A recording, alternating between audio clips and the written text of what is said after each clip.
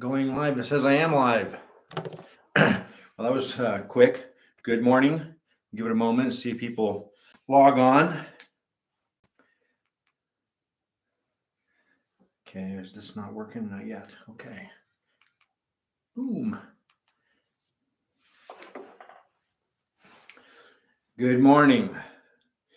This is the 13th annual. I know it says 12th, but it's actually the 13th, and I just 13th annual resolution revolution. Specifically, what goes wrong with our resolutions, what we can do better, what is the mechanics and the machinations that create new behaviors. So we're going to go over that today. But of course, there's a new context. Spiritual triangle is not about self-improvement in a general sense, in the conventional sense, in the material sense. Spiritual triangle and these series of videos that I've been doing were workshops that present the true history, origins, and essences of mystical paths, how they work, how they function. And so what does New Year's have to do with spiritual triangle then?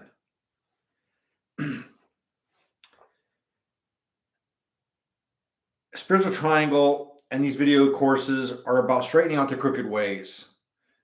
We recently met and talked to Diwali for thousands of years.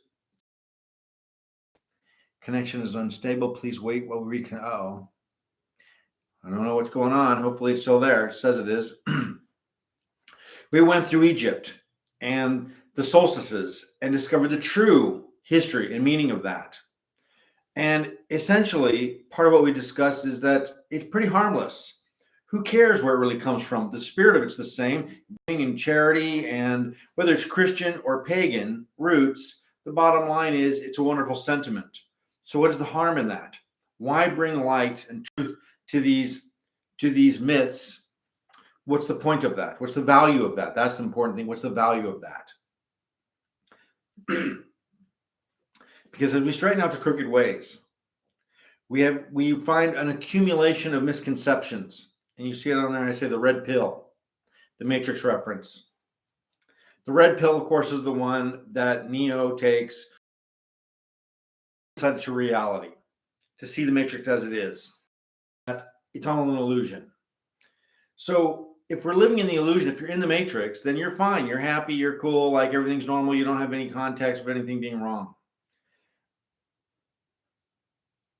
But we all have this automatic intuitive sense that it's not just wrong, that it's harmful, that it does cause an effect within us, that even though some of the lies that we may be living under and with may be relatively harmless and not affect us day to day, eventually, with an accumulation of misconceptions, that's all we are. We're living in a matrix, a non-reality. That's an imaginative one. And as pleasant and stable as it may be, it ain't the real one. Don't get me wrong. Many people prefer to take the blue pill. And some people prefer to take the red pill. I'm a red. I'd rather know the truth. And it's all. Let's see what happens here. There we go. Be coming in and out. I don't know what's going on.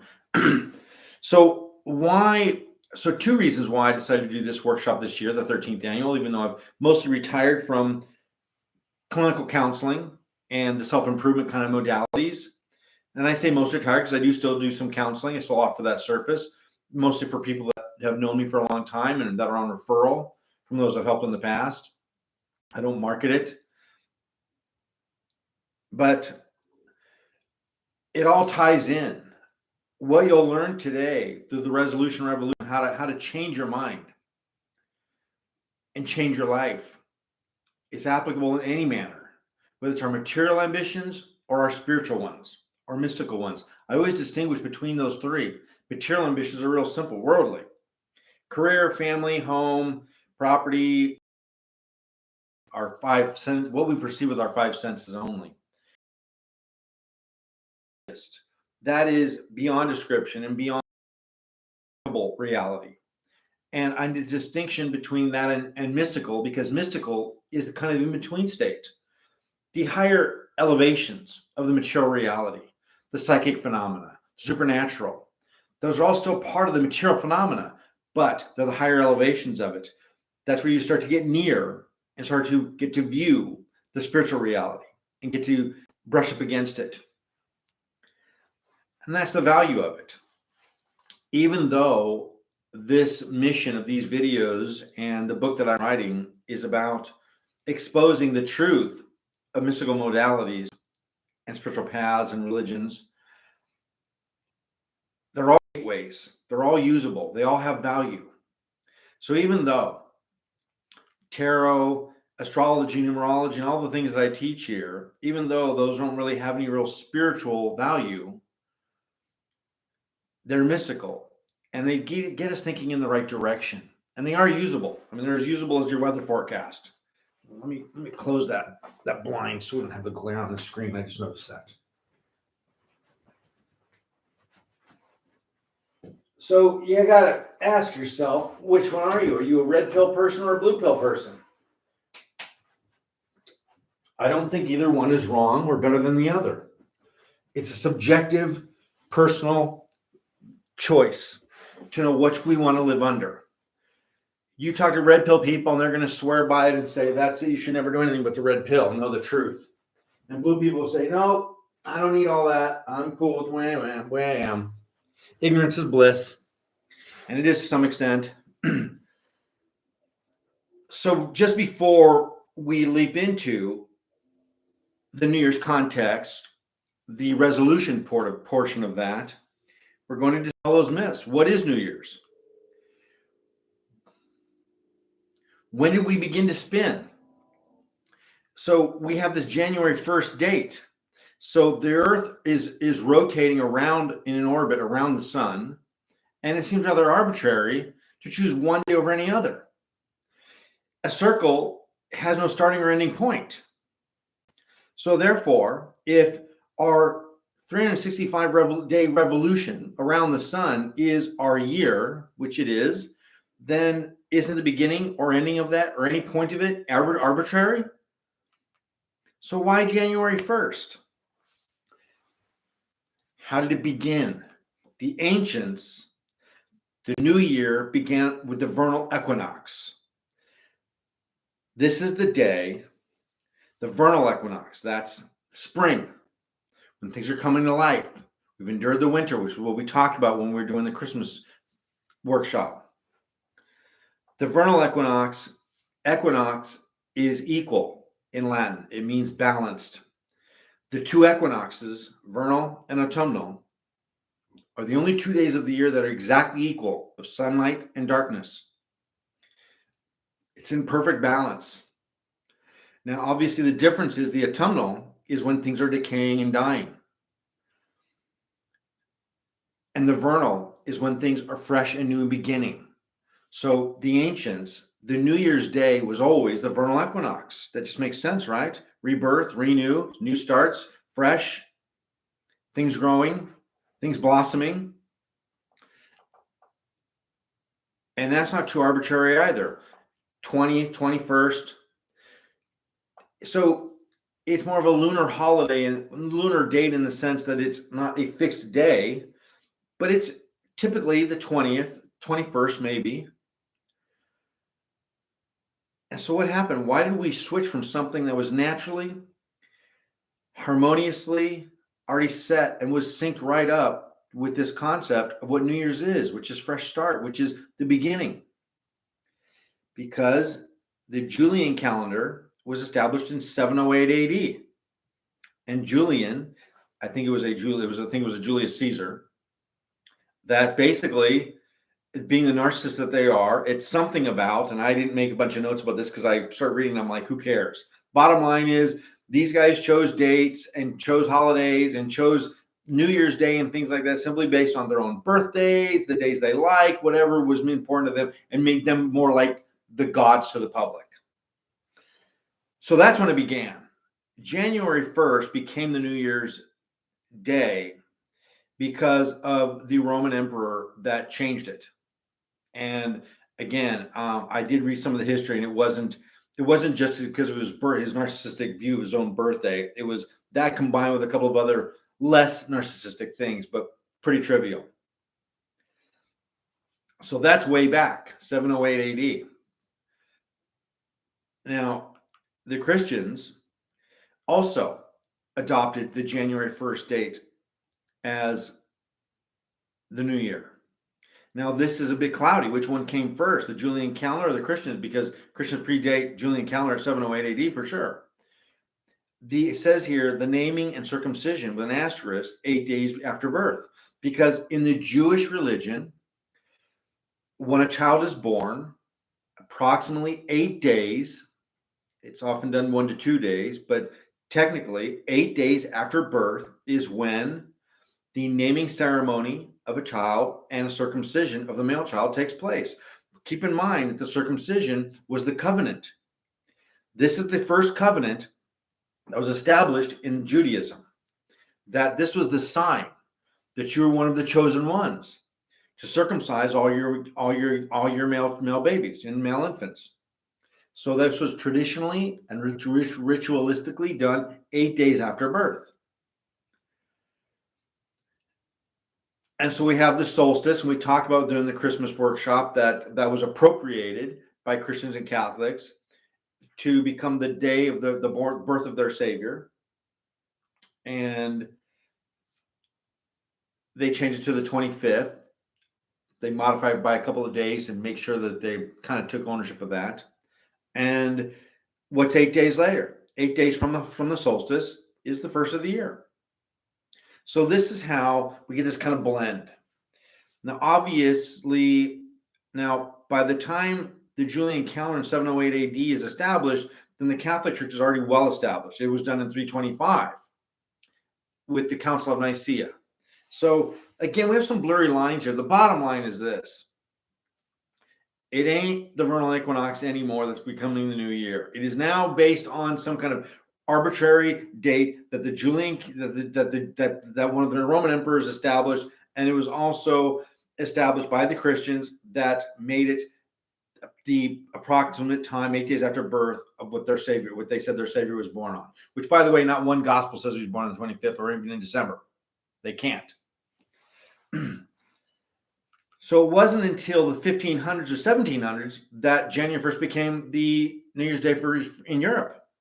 That's not that long ago. So it took a long time.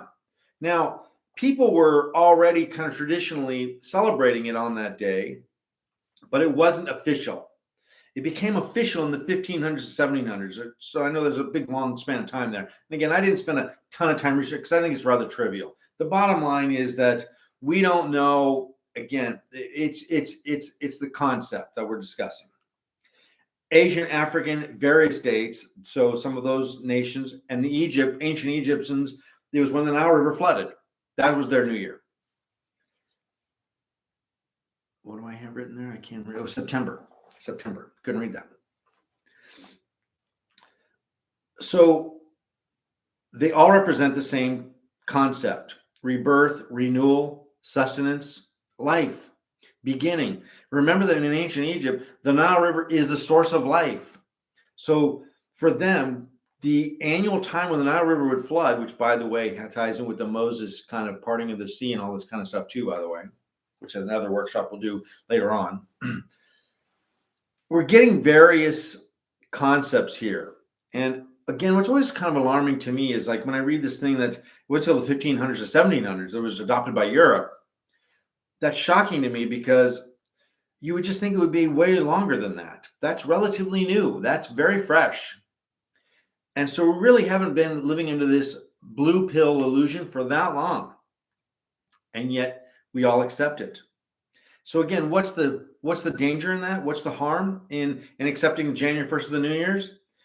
As I mentioned earlier, it's an accumulation of misconceptions. And eventually, you're just living a set of lies. Even though you're ignorant to them. Ignorance is bliss. The bottom line is, even if you're ignorant to it, whether you're ignorant to it or not, you can still fall in a ditch. Because if it's there, you're going to fall in the ditch, even if you don't see it, if you're ignorant to it. So the risk of that, the accumulation of misconceptions that eventually, whether we're aware of it or consciously or not, is that it becomes a part of our being, it becomes a fabric of our spirit, that we live in these illusions that just are not true. So that's the harm in that. Let's move on. So what's my personal New Year then? June 28th, that's my birthday. I've got two, 1966 and 2013, because when I was killed in 2013, I woke up on my birthday and I was definitely dead, and woke up on my birthday and was reborn. So I've got two, and it was both on the same day, June 28th. How bizarre is that I woke up from my coma on my birthday? So what's your personal New Year? Happy birthday. This is when you're born, that is technically, literally, when every 365 days from there, that's when you completed one revolution around the sun. Not on any other day. But of course, we can't celebrate that collectively, can we? So I like to be aware that my personal New Year, my resolution time, if I'm going to choose a formal date or time for it, is on my birthday. That's when I've done complete a whole nother revolution around the sun. So what is the New Year's concept? Traditions hold true. Time is relative. Again, I'm using my birthday. You can use January. You can use the vernal equinox. Whichever one's going to suit you is fine, because they represent renewal, rebirth, personal inventory, and recommitment. That's the concept behind the New Year's resolution, is renew and rebirth. It's a new chance. It's a new day. I'm going to change. I'm going to stop procrastinating on some one thing, and I'm going to start doing it. Personal inventory. It's a time when we can reflect and look at our faults, our defects, things that could be better, things that we want to improve. This is a time for personal inventory. That's a very profound meditation to be able to grow and then to recommit, to make new resolutions, to commit and say formally to ourselves and others, from now on, I'm doing this. From now on, I'm doing that. This commitment, and again, voicing out loud to others, is a very powerful tool. This is why they do this in 12 steps, personal inventory and voicing out loud. That's why they have meetings, because when you voice aloud, it takes on a whole other tangible concept, another dimension to it. So what is a New Year's resolution revolution? We're all familiar with the January 1st, come at midnight. Oh, I'm going to quit smoking as of midnight. I'm going to stop eating donuts for lunch and breakfast, whatever it may be. So what is the best time date for self-improvement resolution? Now, baby, now. Whenever you think of something you should be doing and what's a good thing to do, then now is the time. I'll give you a real brief personal example. As I was recovering over several years from my injury, and when I say recovering, understand that I was on the outside, people thought I was functioning okay. But I was struggling big time to walk and could not run. And it broke my heart, because I was realizing one day, lying in bed, that I'm going to tear up. I can feel it coming. Some of the happiest parts of my past as a parent was playing baseball with my son. Teaching him how to play, teaching him how to throw, teaching him how to swing. I coached teams for several years, and I loved it. And I realized in this waking moment that I would never play catch with him again, because I could not run after and track a ball with my injuries, with my balance issues. And I thought, okay, don't just moan about it. Do something about it. Every day I was going for long walks. I've always been somewhat cardio oriented anyway, but I was going for these long walks in challenging areas to try to reteach myself how to walk. And it was working. It was a struggle. It was very hard. It took a lot of focus to just walk on a trail. And so I resolved at that moment, from now on, when I take my daily walks, I'm going to jog. I'm going to run a few minutes of that. And I said, okay, then as of tomorrow, with my next walk, I'm like, whoa, the conscious mind coming up. What do you mean tomorrow? If it's a good idea, do it now. Do it right now. And I did. I went outside right then. It was freezing cold. I was in Washington. It was freezing cold. I went out right then, and I walked and I jogged for a few feet, and I almost fell on my face, and it was scary and terrifying and dangerous. And I thought, I don't want to do it. I don't want to deal with this. A few steps of jogging, I thought I was putting my life at risk. I thought for sure I was going to fall on my face and cave my head in. And within a week, I was jogging part of my daily walks. I was taking 2 walks a day, a couple miles. Within a month, I was running big portions of it. Within a couple of months, I was running almost the entire thing. It wasn't easy, and it was very dangerous. And I was wonky, like falling around all the time. I must have looked like a strange guy running when I couldn't really run. But I was doing it. I did not wait. So the best time to commit to your resolution is now. Don't wait for January. Don't wait for New Year's. Don't think because New Year's has passed that you blew it and you have to wait till next year. No. Don't wait for your birthday or Monday either. That's a notorious one. Oh, I'm gonna start dieting my diet on Monday. No. Start now. Do it today. Before you eat all that junk over the weekend. No, do it now. Do it now. So let's get into the science of that. Why we commit to January 1st or other kind of dates and basically procrastinate instead of taking it now. First, we understand the theory of the mind. If change were as simple as making up our minds, we'd all be perfect, right? We all know what we want to be. We all know who we want to be. We even have a good idea of what that means to be it. Eat this way, sleep this way, work this way, whatever it may be. We understand all that. We're not completely stupid. So if change were as simple as making up our minds, we'd all be perfect.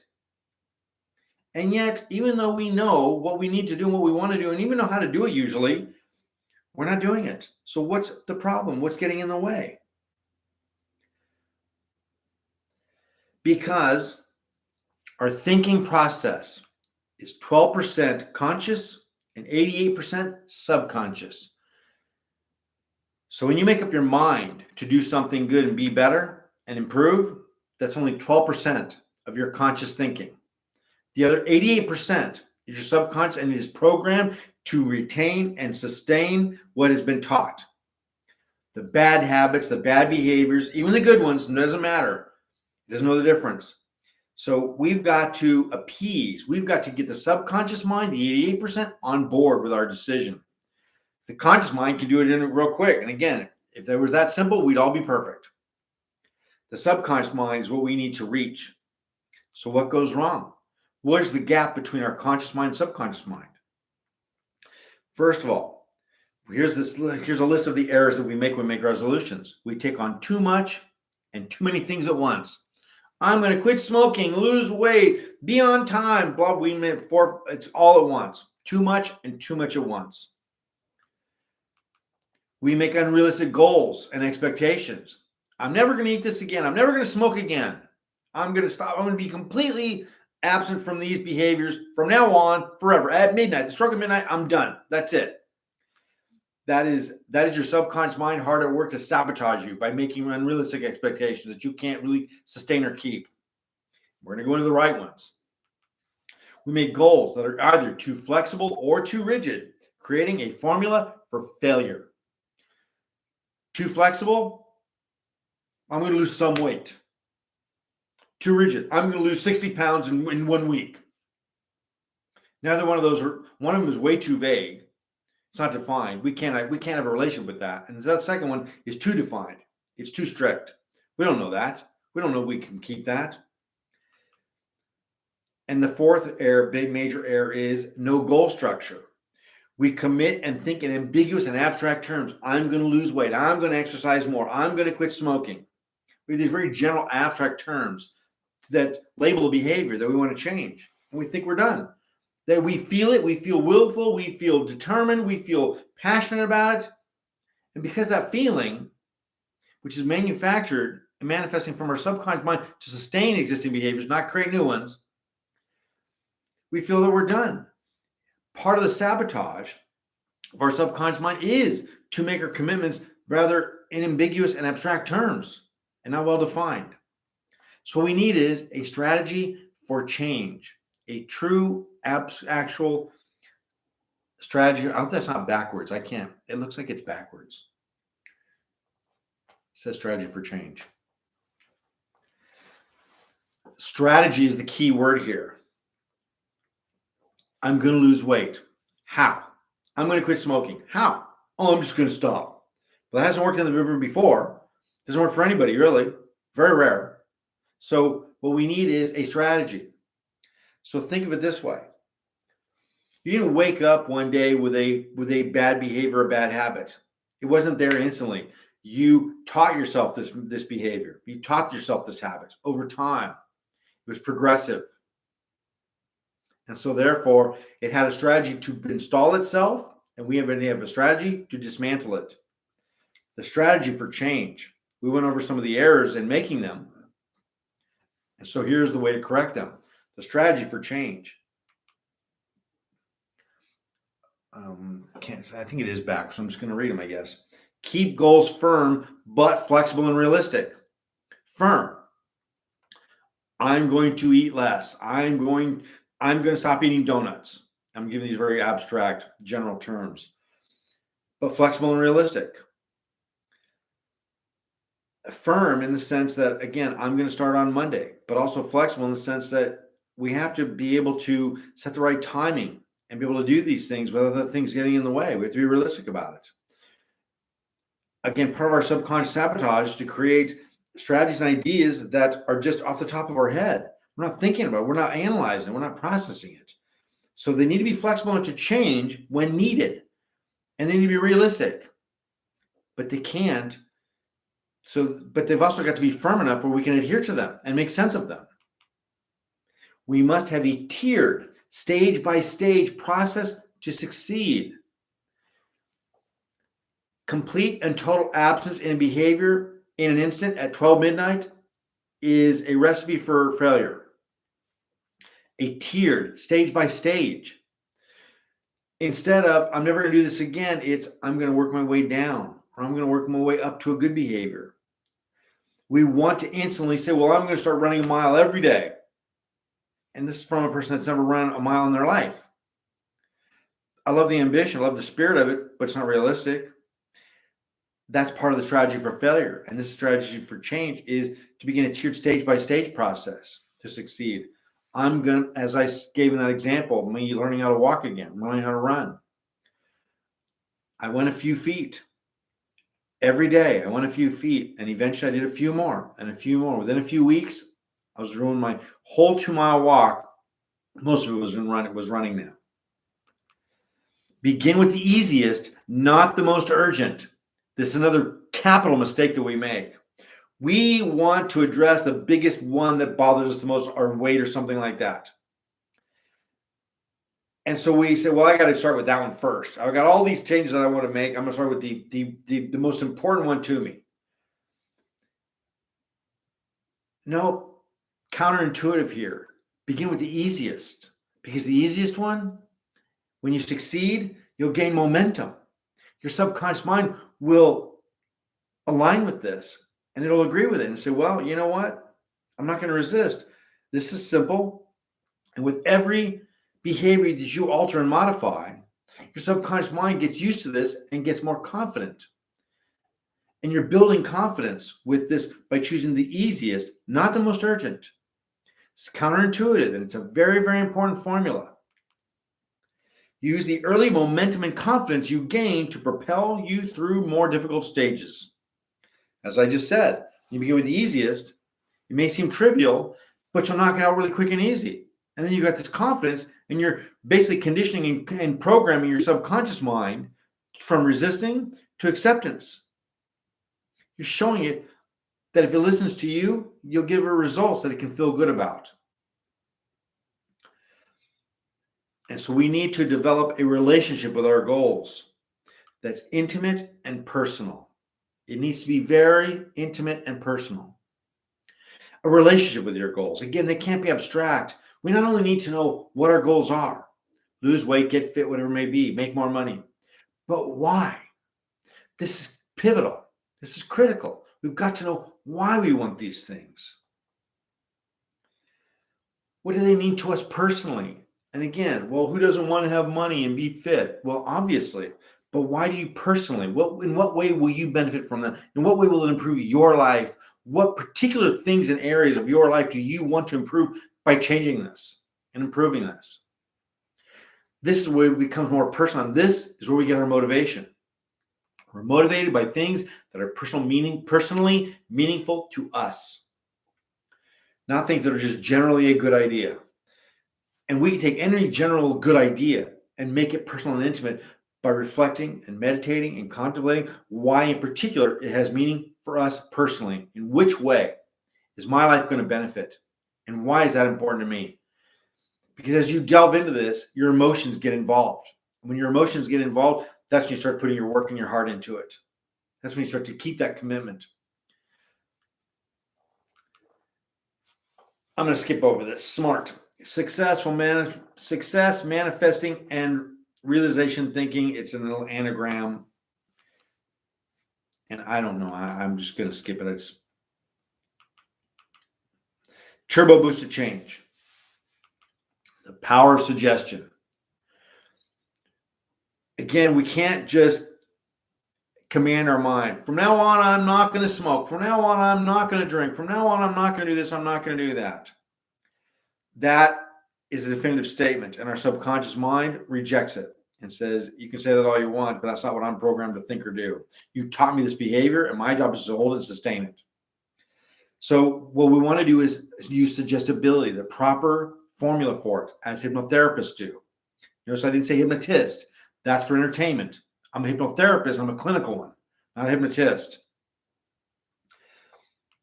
And suggestibility works with self and auto-hypnosis. Self-hypnosis, of course, is for yourself, and auto-hypnosis when an outside practitioner applies it to you. And suggestibility is an art form. It's a science, and it needs to be specifically customized to you, the way your mind works. And only a qualified, skilled, clinical hypnotherapist, not hypnotist, can apply that in a therapeutic manner.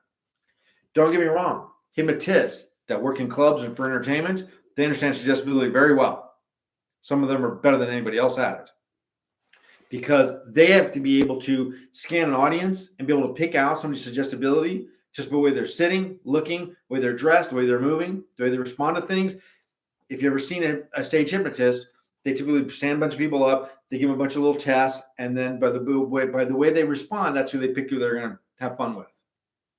That's not random. It looks random, but it's not. What they're doing is they're testing suggestibility to see which ones are what we call somnambulists. Somnambulists, I'm not even sure if I'm using the right term. It's been so long.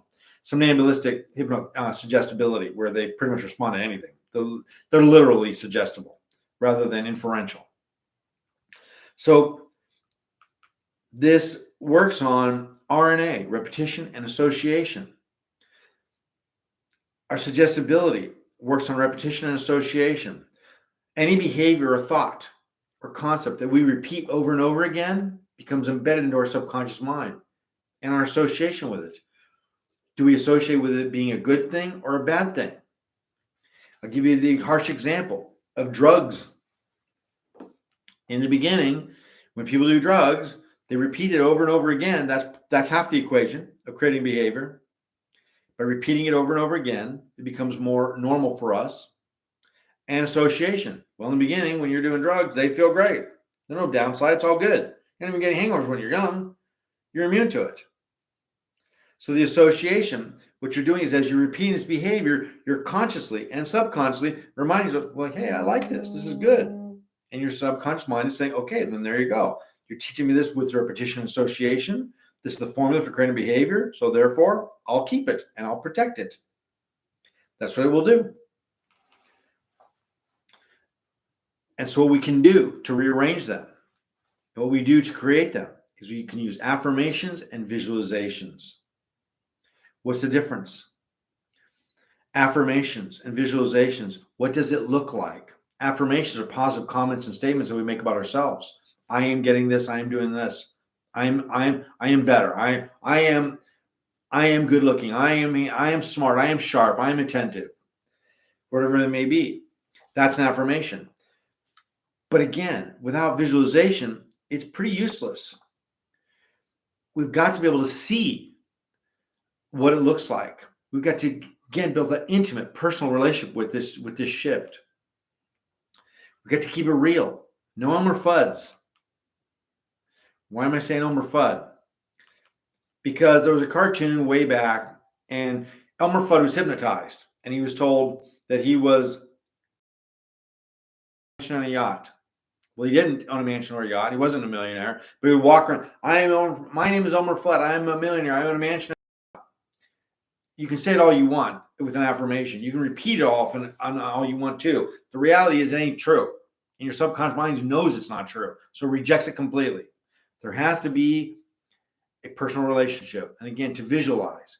Don't visualize yourself as a millionaire owning a mansion and a yacht when you don't. You're just starting out. Visualize yourself and give the affirmations of the gradations. My name is Elmer Fudd. I am becoming more wealthy. Someday I may earn enough to own a mansion. That subtle difference makes all the difference because your subconscious mind can accept that because you're putting it in undefined terms. I'm becoming this. Watch out for the sabotage of the subconscious. And again, with the Elmer Fudd scenario, I own a mansion and a yacht. No, he doesn't. And again, the subconscious mind says, no, you don't. I'm not buying that. We repeated it again and again. We were creating an association that we liked it, enjoyed it. It was a source of pleasure. And this is the same process to undo a behavior and also to install a new one. So with this visualization, we can use our imagination. I love this picture. This kid is a pilot. He's seeing himself what he wants to be. He's visualizing. He's putting his senses into the process. He's dreaming. He's fantasizing. He's giving himself some. Put on a little costume. He's making it real to all of his senses. So the subconscious mind will buy it. You've got to add the details. Because when we want to change, there's something we can do. When we see this kid in his own mind, he's not just flying a plane, he is a plane. He's flying. We can time travel. In your affirmations and visualizations, imagine and visualize and see yourself in the future as this person that's made these changes already.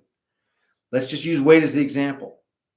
If I visualize and imagine an image of myself looking more svelte and less weight, healthier, sharper, happier, etc. If I can see this as an image, I'm traveling through time. I'm imagining what I'll look like in the future when I achieve these goals. And this is how I'm considering it.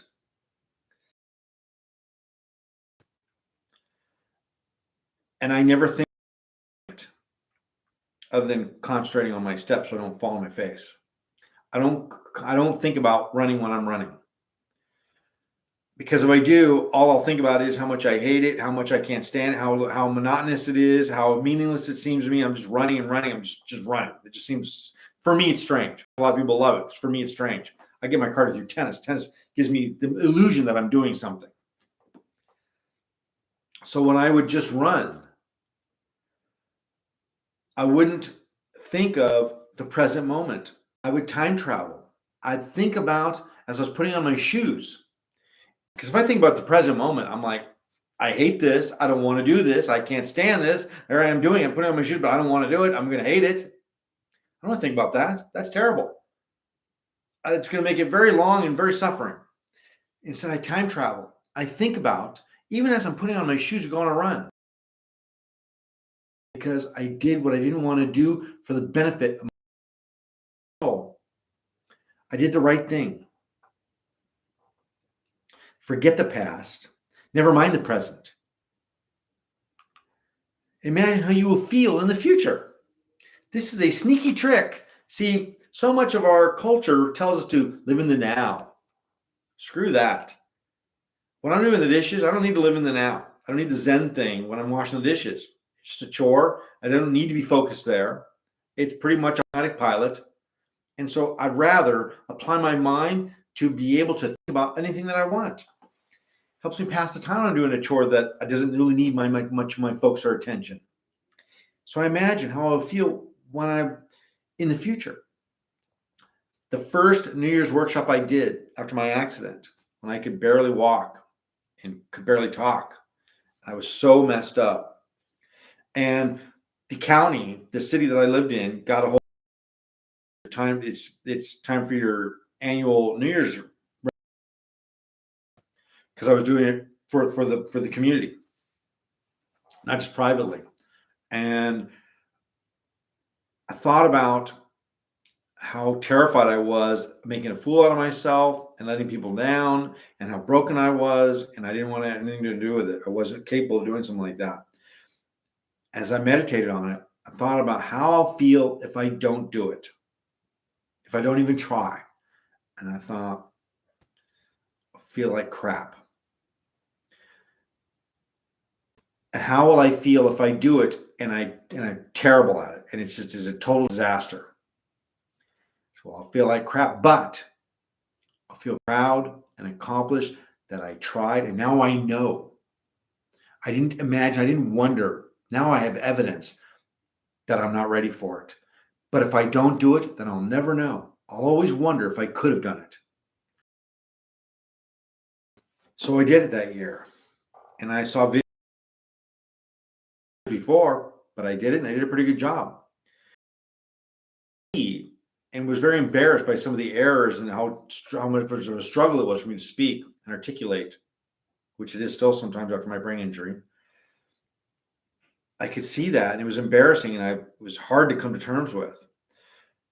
But it was compensated with the knowledge and the awareness of knowing that I tried, that I gave it my best effort, and it was actually pretty good. And I'd rather, hello to whoever that is that signed in there. And by the way, please ask any questions or make any comments you like on this. I'd rather try and fail and know for certain what I could or couldn't have done than to not try at all. Cliche, but it's true. Better to have loved and lost and to become a 3-time medical miracle. What I've done is done it. And I don't think about what it is when I'm doing it, because I can't, because it's too terrifying. I think about how I'll feel when I'm done. And if I don't do it, if I'm thinking about not doing it, then I think about how I'll feel if I don't do it, which is like failure. When I don't want to run, because I never do, I think about how I'll feel if I do it. I'll feel like a failure. I feel like I let myself down, that I'm just stepping out. And how will I feel if I do it? And even if I do it badly, I'll feel proud. I'll feel that, hey, I may have failed, but I tried. I gave it my best. I didn't just sit and take it. That can-do attitude, I guess, is what has made me that 3-time medical miracle. Results versus effort. What does it say about you played the game? Yeah. Again, when you commit to these things, think about how you feel if you don't do it. Think about how you feel if you do. Maybe I don't always get the best results. Maybe I look back on some of these workshops, which I never do. I never go back and look at them.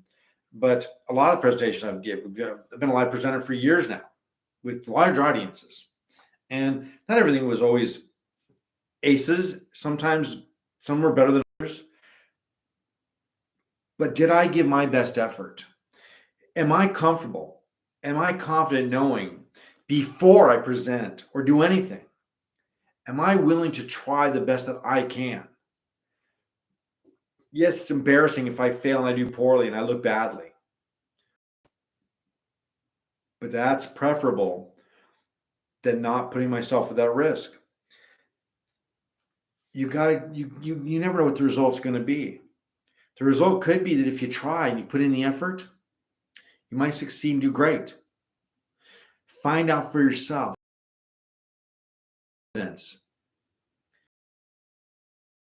Solutions and my behavioral solutions. It takes 90 days to create a bad habit and 90 days to undo one. This means that whatever habit or behavior that you're trying to undo, take the 90-day challenge. Stay absent from it for 90 days before you give up or before you try anything else. Don't modify, don't change it. Simply say, okay, if you're not going to smoke, I'm not going to smoke for 90 days. On day 91, I'm going to smoke a pack. But for 90 days, not 30, not 40, not 45, not 60, not 59, 90 days. On the 91st day, then you can make up your mind whether it's successful or not. You've got to do 90. And here's the good thing about that is the moment you say, I'm never going to smoke again, I'm never going to eat donuts, I'm never going to do this again, your subconscious mind goes into panic alert. It's like, no, don't say never. Don't never say the word never. Because your subconscious mind is absolutely going to reject that and defy it in every way that it possibly can to create impulses and emotions and try to get you sustained in existing behavior that you don't want anymore. But if you say to it, okay, look, I'm not saying never. I'm just saying 90 days. The subconscious mind is going to put up less resistance. And again, we want that subconscious mind on board. Why? Because 88% of our thinking and feeling process, 88%.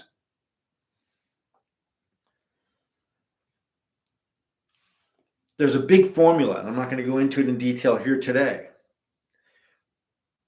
The cornerstone of my 100% successful solutions in sleep, in addiction, 100% success. Everyone wants to say, assume that I'm lying, I'm making this up. And I'm telling you, it's a fact. And it's not because I'm magic. It's because there's a science to it. And this is it, the 90-day absence period. But for 90 plus days, then it becomes habitual. Participate in any behavior for 90 plus days, and it becomes. You do this for about 90 days, and that became embedded in your. Be protected by your subconscious mind. Connections are unstable. Hello. Don't know if it's coming up or not. Come on.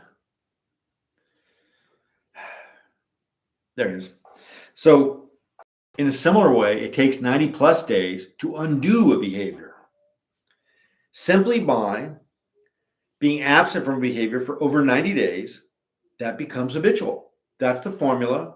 There's a whole bunch of science behind it that has to do with endorphins and glutamates and all kinds of other scientific things, not just psychological ones. But I mean, it's a whole big, it's a huge chapter in my book, in my video course, the 90-day challenge. And again, I guarantee behavior you want to create or uncreate. Don't do, participate or be absent from it for 90 plus days. I say 90 plus because technically we want to go 110 to get well outside the 90 day. Every habit and every bad behavior you have, you persisted in it through repetition and association for over 90 days, and it became a new normal. And every habit that you want to have, that you failed at, every resolution you've made but weren't able to keep and sustain is because you didn't sustain it for 90 plus days. And I can guarantee it's a magic bullet. Sustain a behavior for 90 plus days and it becomes habit. It becomes normal. It becomes a part of you. It becomes protected by your subconscious mind, which is 88%. We need the subconscious mind on board when we're creating or undoing behaviors. We get that working for us, and it's the heavy hitter. It does all the work for us. Once the subconscious mind is on board, again, it's habitual. Actually, that you don't want to do this, that it's bad for you. You knew when you started it. You can't stop. This is because your subconscious mind is hard at work protecting and preserving that behavior because you taught it through repetition and association for over 90 days. This is the magic formula. So if you walk away with nothing else, anybody that watches this, any behavior you want to undo, take the 90-day challenge. Any behavior you want to create, do it for 90 plus days consistently. again, the benefit of that is not only is it the formula to embed a behavior into your subconscious mind, not your conscious mind, but to also, I'm sorry, I lost my train of thought there. But to also give yourself this subtle easing of it, because